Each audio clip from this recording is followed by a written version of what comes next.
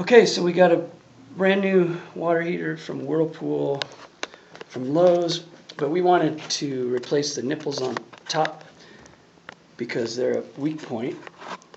And we crushed it with a pipe wrench, of course. They don't put enough pipe dope or Teflon tape on these things. And since it's plastic lined, it's thinner than normal. So it got crushed. So we drilled a hole, and we tried to spin it out with a tapered punch. We broke the punch, and so we're going to use that as a shear pin.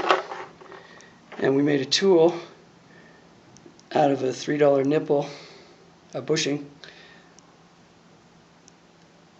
So it's got 2 holes in it. The match up, line up with the holes in the nipple.